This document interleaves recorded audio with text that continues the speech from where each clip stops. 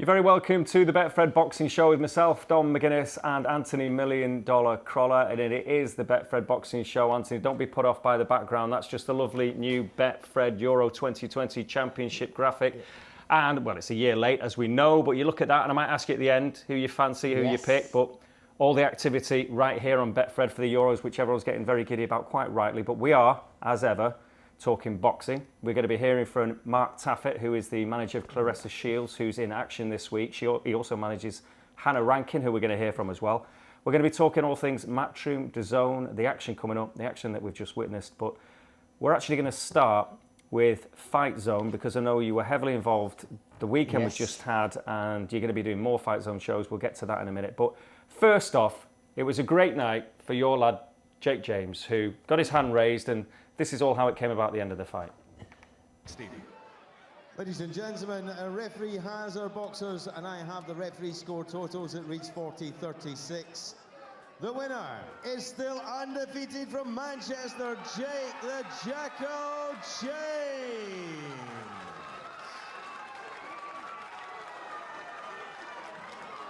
And please keep the applause going. Pavel Albrecht. So yeah, Jake, he did the business. It's been a long time out, but you look at that. We'll get to his performance in a second. And the first thing that hits you, and we were there obviously, is the sunshine in Sheffield and the outdoor arena and the whole event. It was crazy, really. A great weekend of boxing that had everything, which I'm sure we're going to get onto. But from being there for the first show, and it was like a cold January night, to that, we could have been anywhere. It was great night.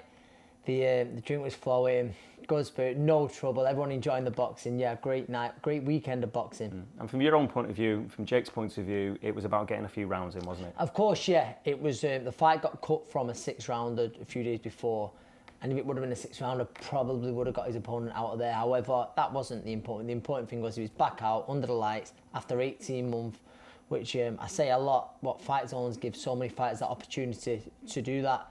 And great to be back out, obviously back boxing, competing under the lights, and we move on now. Yeah, you were working as a pundit on the show on Friday, which was headlined by Schofield, Ellison, two lads you know very well.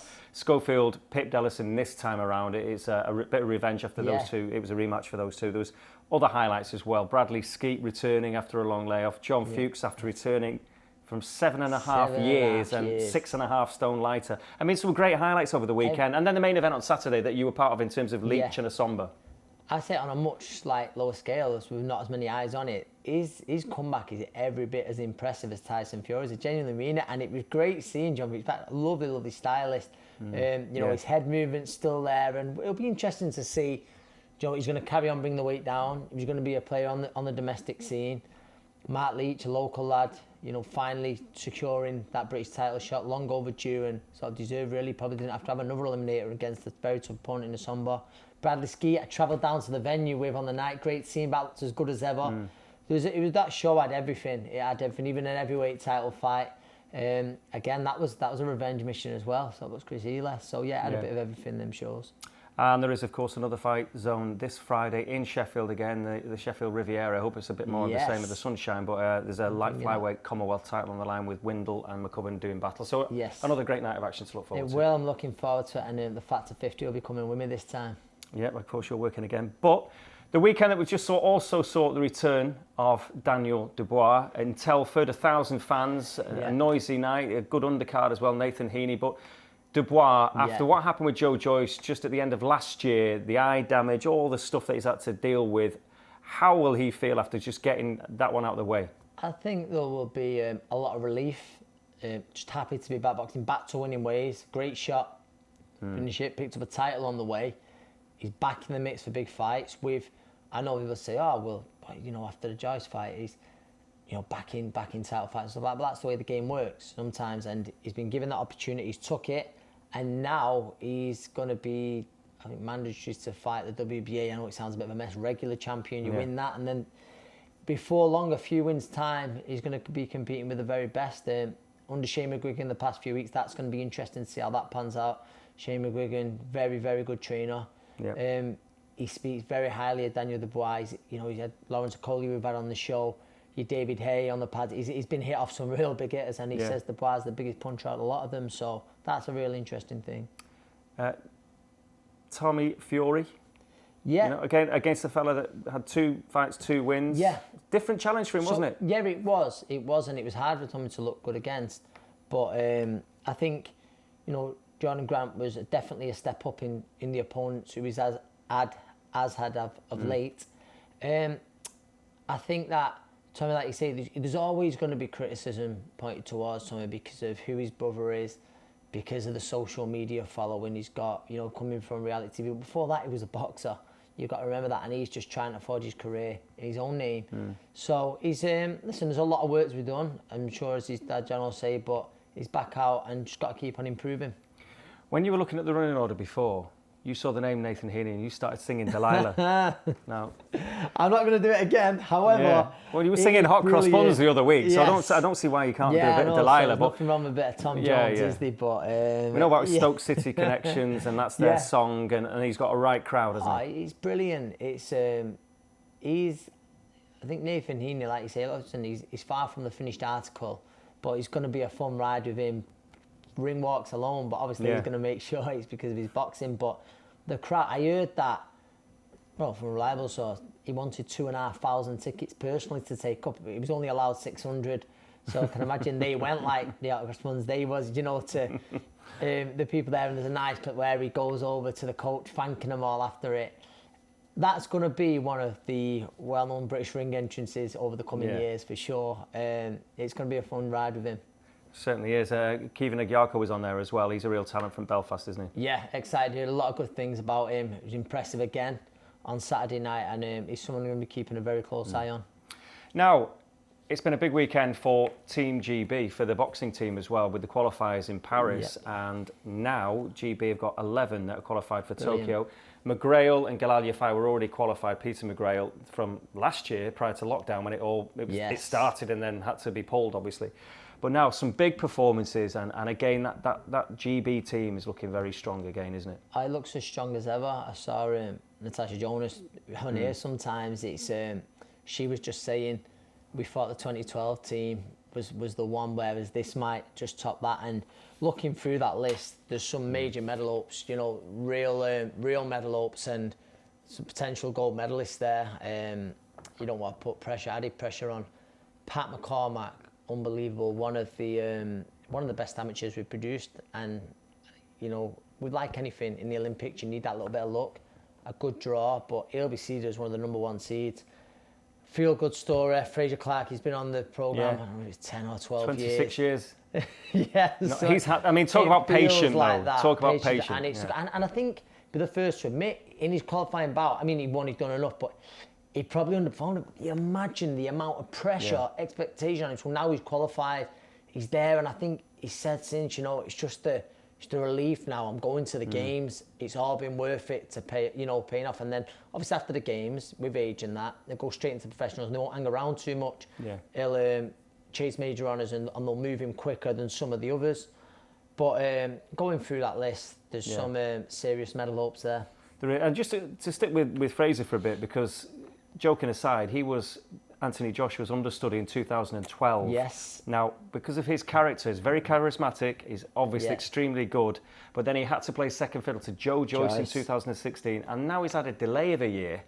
And again, you know, he's in a hurry to do what he wants to do. So it's brilliant mental fortitude from this fella. And I know once the Olympics got back, I spoke to Fraser, and he was unsure at one point, thinking, should have just turned professional, get an head start. And thankfully, it's those people around him saying, don't, you know, you've waited this long now, no way. And he'll know that he's made the right decision now. But the one there's so many we've got to give a shout out to. But a good weekend. Caroline Dubois, a brother, you know, running well on Saturday night. What a weekend for the Dubois family. Yeah, and Charlie Davidson, a mother of 3. Wow. What a story that is as well. Unbelievable. So of course, plenty of stories, but that Tokyo now getting so real now for certainly for the boxers, Team GB. Now, just moving on a little bit. I'm not sure we mentioned it last week, or anyone's really mentioned much of this. But Floyd Mayweather and Logan Paul. Yeah, it's happened, and there we are. Yeah. So, it happened. Now I know your son Jesse played a lovely trick on you. I was delighted to see this. So he went and and paid for it and did it all He behind. bought it, man. Yeah. He bought me, as For you you've as a seen. present? Yeah, as such a loving kid. He bought me. He paid the $16.95 because he knows the code on Sky Box Office to watch Floyd Mayweather Logan Paul. And you'd set your alarm clock anyway, just done your favour, hadn't he? Well, yes. So Monday morning before school, probably the easiest. He's got up for school. He come in and we watched the fight, and it was. I didn't have the best weekend. I'm sure we'll get onto that. Other than Jake winning, but it got a little bit worse when he told me he paid for the fight. It was just I think we've spoke about it before. Listen, that's just for me. It's sports entertainment. Yeah. It's very much like WWE. It's not really boxing. I mean, listen, there was no decision on that, but I suppose they're in there. There was no weight class. It was all very, very strange. Floyd reminded us a good 23 times how much money he made from it. Yeah. There's an undercard. Is that the point though? Yeah, the undercard, which obviously is different. Badou Jack didn't have his real opponent, as we know. We dealt with that last week, but there were serious fights on the undercard. Are we all getting a little bit too precious about this whole YouTube situation? I mean, does everyone need to just calm down? I mean, and say, right, it is what it is. Don't watch it if you don't want to watch it. And if it's not boxing, it's not boxing. Yeah, so just forget it. It's not boxing. Don't watch it if you don't like it. It's a different audience. It's a different audience. The undercard obviously is boxing, but it was this time. But I suppose that's what makes it tricky for something like this. Yeah, where you're going to think, I really want to watch that. Yeah. If it was a stronger undercard, then you might think about it. But you've got to remember, listen, I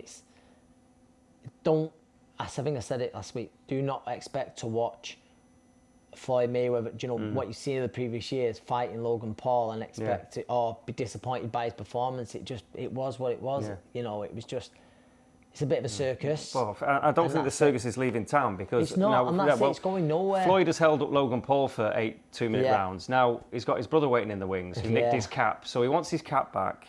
Am I just predicting the storylines here now? So then, have you got a crystal ball? Then the other fella jumps in now, Jake Paul, and then he does another little hold-up routine with him, and then he gets another 18 million or whatever. KSI's got a win against Logan Paul. So where's he come into this? So it goes on. Well, anyway, let's find out what somebody that's worked in this whole industry in terms of the former boss of HBO pay-per-view, Mark Taffet, and our producer Josh caught up with him to get his point of view on all of this. Floyd Mayweather, Logan Paul. What did you make of that? You used to do HBO pay-per-view, and that was obviously on Showtime. But do you think we can see more of these going forward? And Triller or another as well? Listen, the thing about pay-per-view, it's like a movie theater. You put the movie up on the screen, and people don't have to watch, and they don't have to pay. They choose with their pocketbook, and very quickly if you had, the right event or not, because, within a couple of days, you'll know if you got your revenues and if your buys came in. If the fights are entertaining, people will buy them. I think Logan Paul did better than most expected. I think, frankly, that some of the boxing fans probably were a bit disappointed that Floyd didn't put Logan away. I personally think Floyd could have fought both Paul brothers the same night and beaten them both. He's that good. And that would be quite a spectacle, in fact, if it could happen. I found it a little bit difficult knowing that it was an exhibition, that when the fight was over, because it went the distance, there wasn't a winner declared. And I had a little bit of trouble wrapping my head around that. I look for someone to be called the winner, and that sort of fulfills expectations in my mind and sets the stage for the next round of events that might happen. So I'd like to see something done about that, even if it's an exhibition. I think that if you have someone come in and judge it and score it, it tells the fans that they're going to get that edge to the fight, and they're going to get the best out of the athletes, because it's not just showing up, it's winning. And fans want to know when they pay that the fighters are giving their all. I think Floyd and Logan last night gave their all. It's a tough battle. Floyd's not a youngster anymore. For him to get in the ring after 4 years since his last fight, that's incredible. I mean, nobody can do that. Mike Tyson did it and did it well, but Floyd did it against a big, young, strong, tough Logan Paul. And Logan hasn't had the professional record that Mayweather's had, but he's young, strong, and talented. So you got to give Floyd his props. Bottom line, if it meets expectations, if it's entertaining, fans will continue to buy those. There's a lot of what Mark says there that makes an awful lot of sense. I'm not quite buying into the whole Logan Paul's a big, strong guy that Floyd had to just kind of deal with. I mean, surely he could have taken him out of there at any point, should he have fancied it? You'd really think so. I mean, I think Floyd didn't look brilliant, but you don't know what was part of the plan. Well, for the reasons that we've just mentioned, I think... It was, do you know what? I think the best point of that is, do you know, just like when a film is there, you don't have to buy it, you don't have to pay for it. And I think that's how you've got to think of it. So if you do pay for it, accept me because I didn't, but I got charged for it. Jesse did, yep. Don't complain once you paid for it. Well, will you stop complaining then? Well, I stopped complaining. Yeah, because, you know, you did. Officially, you paid for it, so that's it. It's on your bill. Yeah. So don't pay for it for that kind of circus and then moan when it's not the best quality.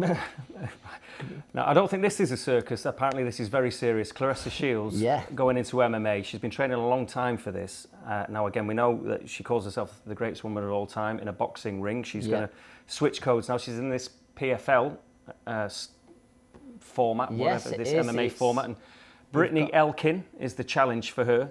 It's going to be interesting seeing how I know she's been kicking, she's been grappling. Because, like I say, if it was all about just using your hands, you might see Tyson Fury and Joshua, although they might say just go over to that. It's very different. The stance. You'd think they've half got the right opponent, you know, first, nothing too tough to see how she's going to handle it. Or then you don't know with the MMA boxing. With the MMA boxing comparisons. I think she's made the point, though. She expects everyone to think she's just going to be a stand-up fighter in that game. That's because she's been working on all the other stuff. Interesting, like you say, she's not short of confidence for sure. And straight away you think, well, if Claressa lands in those small gloves, her opponent's going over. But it's not always that simple. I think on that show, the PFL, I think you're allowed to give a shout. We've got one of Manchester's very own, Brendan Lotney, on the same show. He's pal of yours as well, isn't he? Yes, a good mate of mine, chasing the dream, and he's very close to securing that $1 million prize. Excellent. Well, somebody that knows Claressa very well, has shared a boxing ring with her, a fairly painful encounter, but has become friends with us, part of the same management team, is Scotland's very own Hannah Rankin. So Josh caught up with Hannah to find out what she thinks about Claressa switching codes a little bit. When can we expect to see you in the ring next, Hannah? So obviously this year I started off, my last fight was in South Africa, my first fight down at welterweight, and I'll be campaigning at that division. Obviously my goal is Jessica McCaskill, who's got the unified welterweight championships. She's got all the belts, you know, all of them. So that's where my focus is. But I'm hoping to be able to announce my fight news this week, probably by the end of this week. But I can't just say, but there is a fight in the pipeline, and it's going to be a good one. Definitely. And we've had some guests on our show, great female guests, and the rise of female boxing is like so big at the moment. What have you made of the rise of female boxing and some of the great fights we've had and some of the great fights we could look forward to having later on this year? Yeah, I really think women's boxing is enjoying a massive boom at the moment. And I think you'd probably say it was the only female sport to have come out of the pandemic in a really positive light and actually still being able to function to a high level. You know, like before, we actually had not as much coverage as we have had throughout the whole of the pandemic as beforehand. So massive thanks to Eddie Hearn and Matchroom for deciding to take that plunge and put women on the fight camps and put all those fights on, because I don't think there has been one non-exciting women's fight on any of those cards. Myself and Savannah, we won Dramatic Fight of the Year from the WBC. So yeah, it was an exciting year for everybody. And we've had a whole range of weights as well. So everybody's had a chance to see what us women can actually do. And through from the lower weights up to the higher weights. And I think people are actually genuinely excited about women's boxing now. So it's nice to be at the forefront of that. Yeah, definitely. And your fight against Savannah was an absolutely incredible fight. And then a couple of weeks ago, we had Katie Taylor versus Natasha Jonas, which was another barnstormer fight. Yeah. With your former opponent, Savannah Marshall, a lot of talk about her and Claressa Shields. Savannah, the only person to ever beaten Claressa. And in the start of June, 10th of June, I think it is, Claressa dips her foot into the world of MMA as well. But do you think that is a fight we'll see later on this year? And if so, which way do you see that one going? So obviously I fought both of them now. Me and Claressa are really good friends, and obviously promoted with Dimitri Salito with Salito Promotions. and both work with Mark Taffet as our managers. So obviously we're quite close. I think it's a fantastic fight for women's boxing. They're two completely different styles, and that's actually what I'm most excited about, because they're just two very different fighters. And Savannah's made lots of changes since her amateur days, so she's not the same fighter she was before, and the same for Claressa. And and I'm excited for her to make her MMA debut as well. That's going to be interesting. She's an absolutely fantastic athlete, so I think she's taken to that really well, and I'm looking forward to putting on a show, to be honest. But yeah, I think they will come together. I think there's going to be a few fights in between that. It'll be interesting to see. Maybe Savannah will go up and try and take on the super middleweight division, become unified or something, and then come back and they can fight each other after that. So yeah, I think it's going to be great. I'm not going to say who I think wins. Obviously backing Claressa, seeing as she's my really good mate. But I'll talk more about it obviously nearer the time. Definitely. So you think that might not happen this year, but it could possibly happen next year? I think so, especially with Claressa making her MMA debut. I think that could happen, and I think Savannah will want to, go and challenge maybe some of the super middleweight champions. Because there's not that much else around the middleweight division for her, so it'd be interesting for her to go up a weight class, because there's some people who are more kind of like her build, like Ellen Cederos, Franchon Cruz. They're due to fight each other. So it'll be interesting to see. Maybe she'll get the winner of that, and then she'll pick up a few more titles. But all in all, I think it's a fantastic fight, and I literally can't wait for it to happen. Yeah, definitely. And seeing as though it could be your promoter and manager, maybe you could be on the undercard of that one as well, by the sounds of it. Absolutely, yeah. It depends where we end up. I know Claressa has absolutely no qualms about coming to the UK to fight Savannah. I mean, she loves the UK, so I think she doesn't really care where the fight happens, to be honest. I think it'll just depend if Eddie wants to have it in America, or if they're going to do it in Matchroom or whatever. But obviously, I'd love to be on the undercard. But then also, I want to do the commentary for it as well, having been with both fighters. So it's kind of like a toss-up. Well, plenty of thoughts there from Hannah Rankin about where she goes next, where Claressa goes next, where Savannah Marshall goes next, and there's a bit of MMA thrown in there as well. But she's a very talented girl as well, isn't she? She can do it all, and since the Savannah fight, she's bounced back with a really good win. So I think, obviously, her main focus is boxing, although she's started out a few other things. She'll be looking for a world title in a division she's dropped down in weight now. And a classically, I know we've said it before, classically trained musician, a bassoonist, plays in orchestras. That's a little bit unusual. Girl that can do both. Yeah, fair play to her. But of course, she did mention the MMA route and Claressa there. So to get a little bit more about that, we decided we've had the boxer kind of give their input about that challenge. But what about those that are on the other side now? Molly McCann, we know, has got a bit of a boxing background as well. She was in the ABAs, wasn't she? Now as MMA. Yeah. So Josh had a word with Molly to see what she thinks about the whole Claressa thing. How do you think Claressa's move from the boxing ring into the MMA cage is going to go on Thursday? Do you know, I'm kind of in awe of it, and I think any sport, any human should be really what she's come from.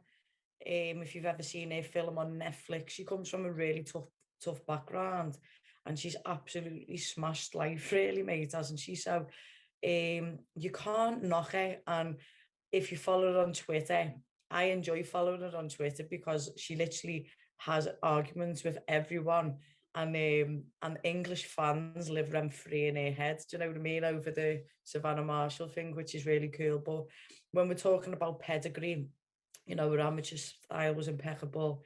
Her professional record is impeccable. She's 10-time world champion, 2-time undisputed champion. So I know she's gone to the MMA because she wasn't respected in the world of boxing, but I think the highest pay she ever received was $350,000. And if you equate that to what a man would be earning who's got the same record, it's just night and day, really, isn't it? So she's at Albuquerque, New Mexico, and she's training with Jackson Winkle Gym. And she's training with John Jones, she's training with Holly Holmes, and I think she's in the best place for her to learn what she needs to learn.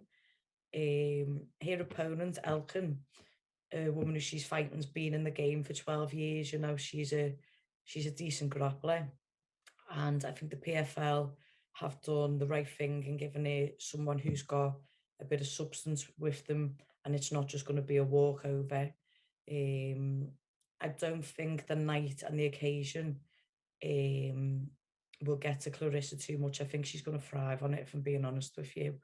And I also think that she'll probably finish the fight in the first round, because I remember I came from boxing, and when I got to put the 4-ounce gloves on instead of the 8s or the 12s, or you used to sparring in 16s, you just feel invincible and unbeatable. And Claressa's got that in the tank. She's got that belief, and I've been watching the build up, and I've watched the, what do you call it, like the media day they had, I say literally only a few hours ago for us. And I just see her opponent is kind of defeated already. Sometimes you can see that, can't you? Where I'm just happy to be here, and I want to cause an upset. And Claressa's like, no, I've worked hard. I'm going to do this. And she's very assertive with what she's saying. And I see great things coming from it. And she's starting to respect the sport. I think she came in at the sport like, yeah, I'm going to be able to just take over. And then she started training, and she's a little bit like, do you know what? Okay, it is harder than what I first thought. So I want to be the best ever. So, yeah, she's still talking about Amanda Nunes in years to come, which is good, you know. And do you think this is something we will see from Claressa Shields, her balancing boxing and MMA going forward beyond this? I only see Claressa coming back to boxing for one fight, and that's Savannah Marshall. And I think Savannah's going to keep on winning and keep on beating everyone. And Claressa's probably going to do the same in MMA. And then she might face it adversity, like a Conor McGregor kind of Nate Diaz fight, where she gets beaten by a grappler where the style just doesn't mix well with hers. And then she'll come back and then carry on taking over MMA. But I believe the only fight is the Savannah Marshall one. And I do think if she doesn't take that fight, we can go round in circles saying, well, I said I'd fight you then, and what was this, Savannah? Well, I'd only had 3 fights, and you can just keep going round and round and round. But ultimately, they are both the best in the world, and until they've fought, neither of them will really have the undisputed title, if we're being honest, because they are the 2 most elite out of all of them. Interesting from Molly there. She thinks Claressa sticks with the MMA for a while, but might come in for a Savannah Marshall fight, but that's about it otherwise. She made some great points there, and I think a lot will depend on Claressa's debut in the MMA, but she is taking the sport serious, and she might think, well, listen, if I can earn X amount or so much more in the MMA octagon, why not? But I think that's some said for a bit. The biggest fight in the women's game is without a doubt Claressa Shields, Savannah Marshall. So I think it makes money sense. We'll certainly see her back. Well, a final word on this from the manager of Claressa Shields. We heard him talk about his former role as HBO pay-per-view, in charge of that, but now in charge of Claressa Shields. So what does Mark Taffet think of Claressa's future? Joined here by Mark Taffet. It's a great week for Claressa Shields. She makes her MMA debut in PFL on Thursday. First of all, how have preparations been with Claressa ahead of her first MMA fight? You know, she's a world-class athlete, one of the best I've ever seen. She's had a great training facility with, at the temple, I call it, of MMA, with Jackson and Greg Jackson and Mike Winklejohn, Jackson Wink MMA Academy. They're great athletes there. They all spend time with her. Couldn't be a better environment for somebody like Claressa, who is very, very seriously taking her training and learning for her MMA career. Definitely. And obviously she's gone unbeaten in the boxing world. She's only got that 1 loss on her record in the amateurs, but has she calls herself the greatest woman of all time? And do you think she'll continue this winning streak on her MMA debut as well? Well, so I have no reason to believe Claressa Shields will ever lose. I mean, she's that good. She's that committed, but she's in a new sport. She's respectful of the sport, respectful of the athletes. She said that her MMA training is the hardest thing she's ever done, because it's not just learning boxing, it's 5 disciplines basically that she's learning. And then somehow you have to get your mind to integrate all of that, and almost like in a foreign language, until you learn to think in the foreign language, as opposed to translating words in your base language, you can't be that successful at it. So she doesn't expect to achieve greatness in a day. She has incredibly high expectations. No one expects more of Claressa Shields than Claressa Shields. And she will push herself to the absolute limit to reach her capabilities and her potential. But she's also mindful of the fact that this is going to take some time. I mean, she started boxing at age 11. You know, she won the Olympics at age 17. So 6 months, you know, isn't 6 years. So we've got to sort of calibrate our expectations. But I do expect that she'll do very well. And I hope it's a great experience for her and she enjoys it. And one of the things you mentioned there, you said Claressa knows this is going to take time. Is this something she's going to pursue going forward as well? And if so, how is that balance between MMA and boxing going to go in the coming years? Well, Claressa believes that in order to be the greatest woman of all time, she has to have greatness in 2 sports, not just one. And she's made it her goal to add MMA, you know, to the list of great accomplishments and championship level fights. So she's going to work hard. She's going to spend a lot of time. You know, Bo Jackson and Deion Sanders were the last 2 American athletes to do that. But remember, they did it with seasons that basically were separated. Here, these are 12-month sports. So Claressa's got to do training in both sports simultaneously. And that is not an easy thing to do. It's going to be very demanding of her. She's young. She's in her prime physically. She's mentally tough. And she's a super athlete, an uber athlete, once in a lifetime.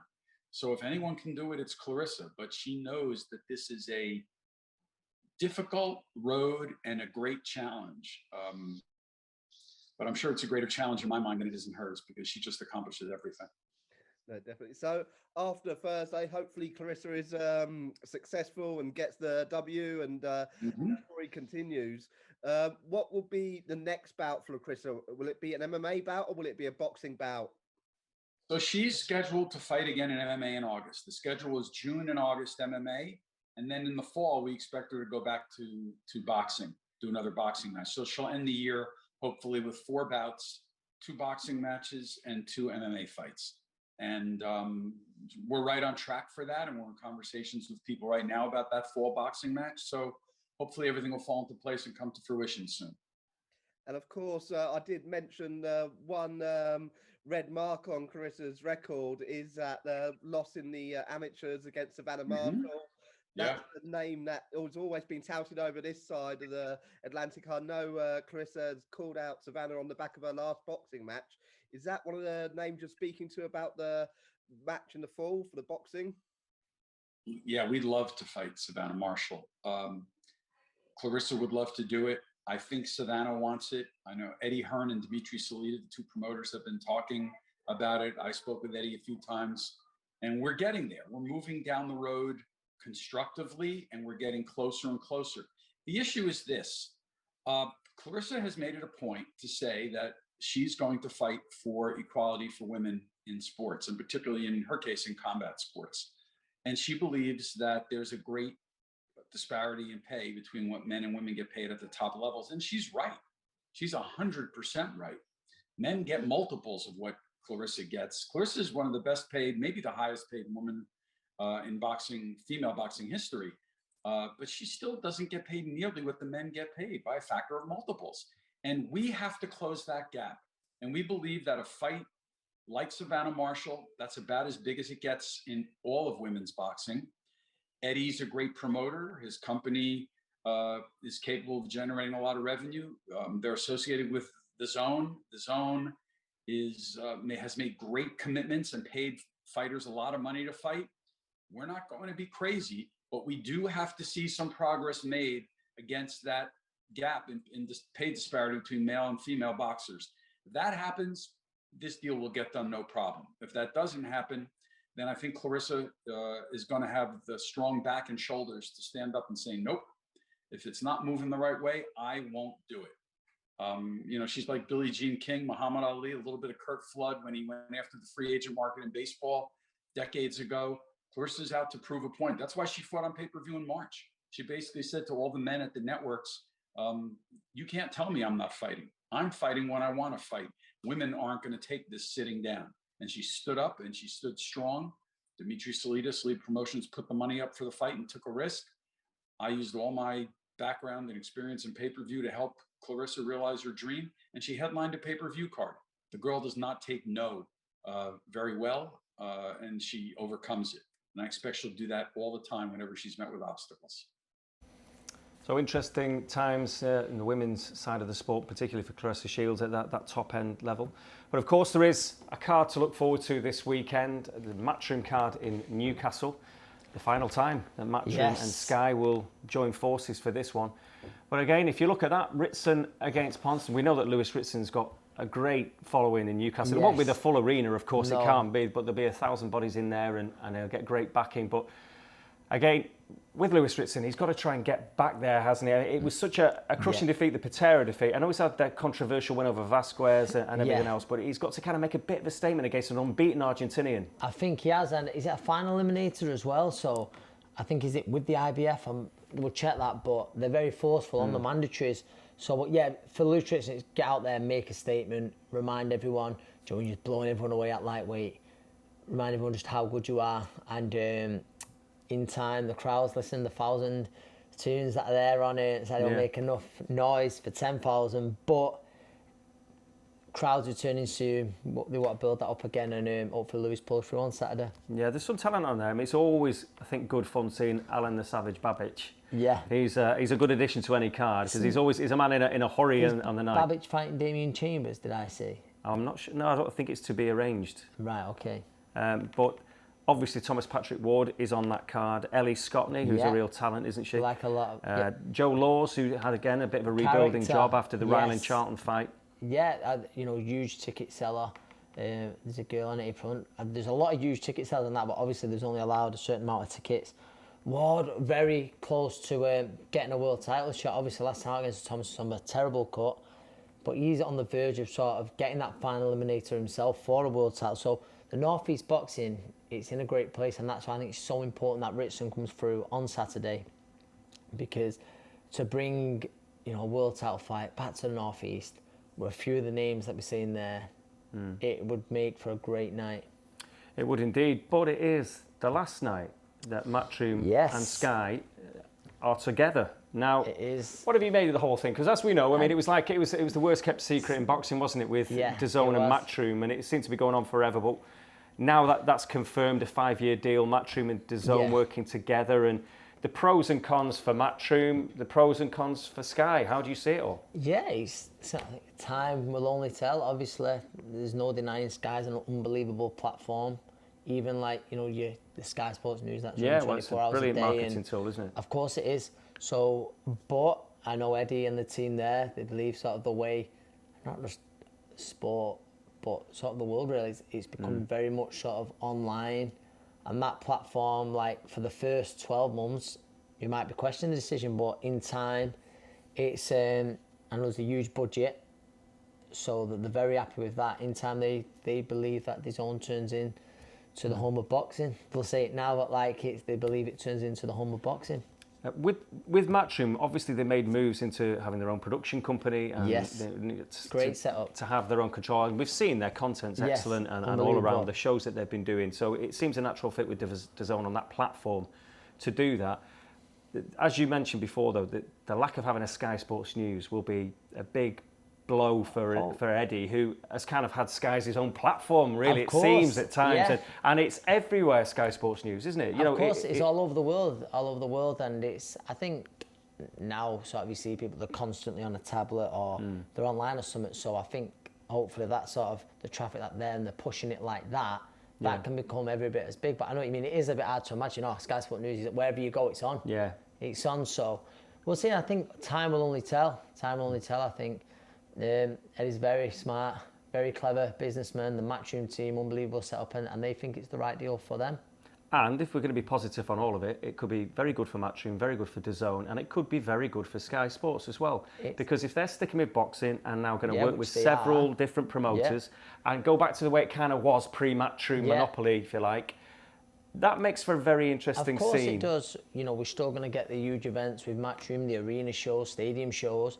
we might see the return of like, you know, Friday fight nights and stuff like that. And well, FightZone have got that wrapped up. I'd say it. Well, there we go. Yeah, there we go. Every Friday, that's already there. Sorry, but I always say the more boxing that's, whether it be on television, on like online, just on platforms, the better. The more eyes that's on boxing.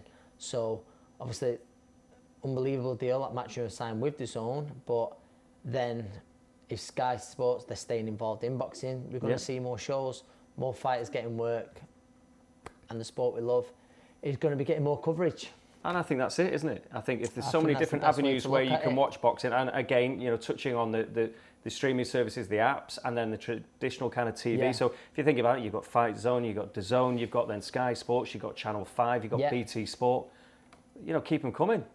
Absolutely. Like you say, it's more and more platforms, and then the more and more eyes in homes, wherever they're watching it, they're seeing the sport of boxing.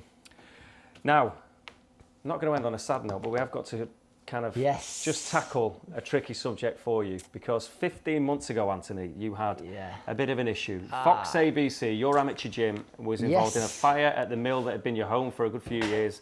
Your gym burnt down.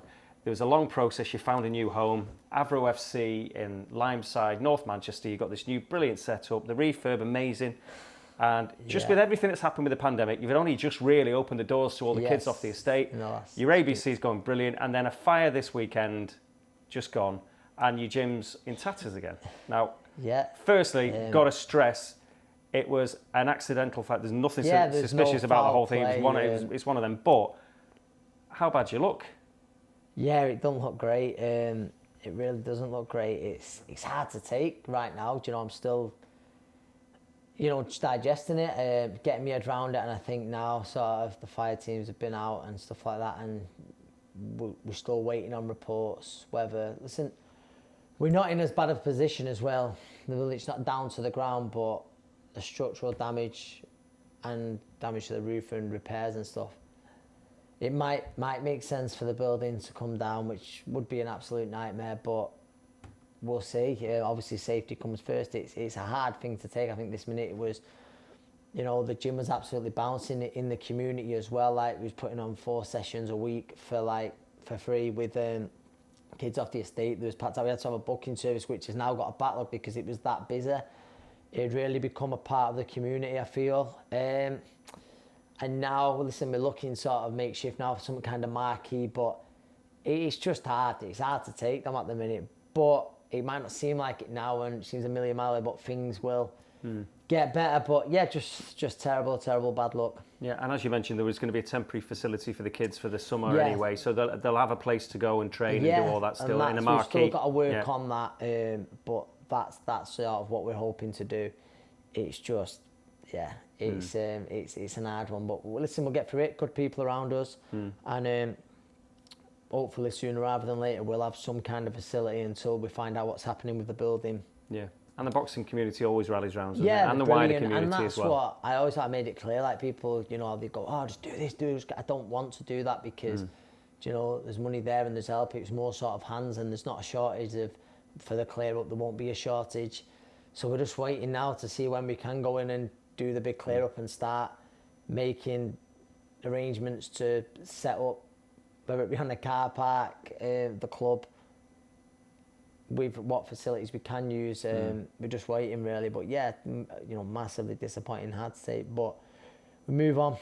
You've had a few hurdles in your life, Anthony. You'll be all right. You'll get through this one now. Course. And positive anyway with your pro team, with Jake getting out last week. Rhiannon's going to be out soon, I think, as well. And obviously James Moorcroft had a fight recently, and you're working with Joe and the stable there, and it's all still moving on well. I've been busy there. I think I've said the last few weeks now. And Paul Butler's in a final eliminated for a world title.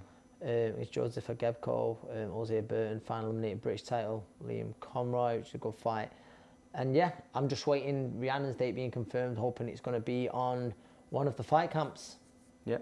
Can we wait and see about that? But I did ask you at the top, Euros, who's it going to be for you? We'll ask you now before it all starts, and we'll see how you get on in a few weeks. I nearly always go back to the roots and go Italy.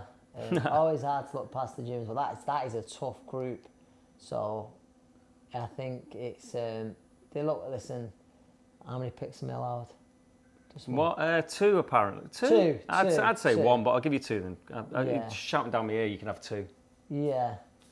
Germany and Italy are my two picks. You've got to have at least one dark horse though. Oh, a dark horse. Netherlands don't come under a dark horse. I heard someone mentioning before actually in the office with the group that they're in and the travel. Denmark could be a shout for the dark horse. So Italy, Denmark, is that what you're saying? Did you say Italy? I did say Italy, but it was more out of loyalty. Germany, Denmark. Germany, Denmark. Yeah. There you go. Out of all them, have you probably boxed in? You probably boxed in all those countries when you think about it. There's a fair few of them. Who'd you go? Who'd you pick?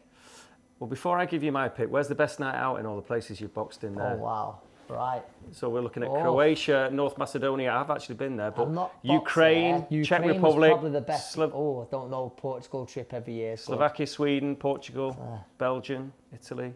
Wow. The Netherlands. Belgium. Amsterdam, Ant. Mate, it's not my Swerve that one. Scotland, Denmark, England. Scotland's a great night out. Poland, Wales, Swiss. The Finns, they've made it for the first time, haven't they? So yes, they have. There's a few interesting, like I said, there's Macedonia as well. It's, I think, I'd be surprised if we see someone who's not won it before, but I'm still sticking on your night out. Ukraine. Oh, we went to Odessa. You went on that away trip with United too. I think I will. Yeah. Okay. Well, that makes sense. Excellent. Right. Well, there you go. Thank you, Anthony, for your Euros 2020 roundup, and it's also been the Betfred Boxing Show. Thank you very much for watching, and watch us again next week.